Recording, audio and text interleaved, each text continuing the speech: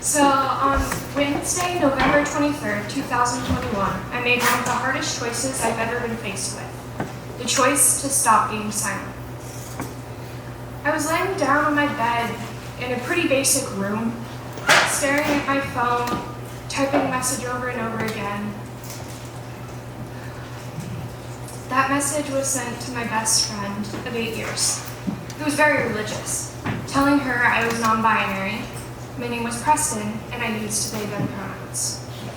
She responded rather quickly with a response I was kind of weirded out to hear, that response being, "Thank you for telling me, Preston." That feeling of pure gender euphoria rushing through your veins is something I will never forget. But my life shortly became telling her, "I know you're trying, it's Preston, and thank you." Whenever I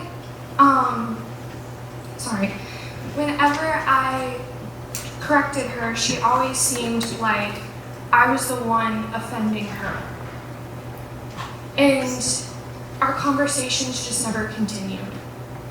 Then on Wednesday, November 23rd, 2021, I was having a normal conversation with my mom and my sibling in the living room when my mom received a phone call from my best friend's parents. Now, I could hear this because my mom's phone volume is always way too loud. Like, why does it need to be that loud? But this spark of laughter shortly and very quickly turned into fear. My mom's phone heard of my best friend's mom saying, "We need to talk about our kids." My mom practically jumps up and rushes to her room, and somehow I already knew what that meant. I remember staring at our off-white walls as I felt them closing in on us. After several panic attacks later, my mom sits me down and tells me that my best friend's parents do not want me around her if I don't act the gender I was assigned at birth. I did what every normal kid or person in general would do. I created a Spotify account with very sad music. And I got in the shower.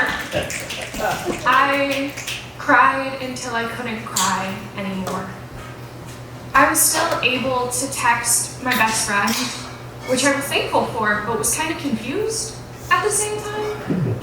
We had these rules that were unspoken, and those rules were never talk about anything you're going through heavy, because we're being monitored, and never talk about what happened on Wednesday, November 23rd, 2021. But you can only bottle up emotions for so long before they explode. And they exploded.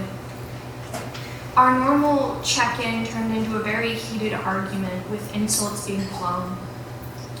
And I remember one of the only things I could get to even say was, "Why do you keep deadening me?" and act so bothered when I correct you. Her response, word for word, was, "My aunt is a lesbian, so I can deaden you if I want." That made me think if she ever really accepted me, or if I was just a pawn in a twisted game she was playing. I turned off my phone on mute because there were too many messages coming through with insults. I curled up on my bed, which felt bigger than normal, or maybe I felt smaller. After about an hour or so, I turned back on my phone, and the message I get from her, word for word, was, "Don't kill yourself over me." I know, just when you think it can't get worse, it does. Honestly, I don't remember much after those few days. They kind of just all blur together. I remember reflecting a lot on those 8 years I spent with her, and I realized I never loved myself. I never really understood even who I was. I was just trying to fit in. And this pain that I went through made me realize that there's an unspoken bravery in refusing to be silent.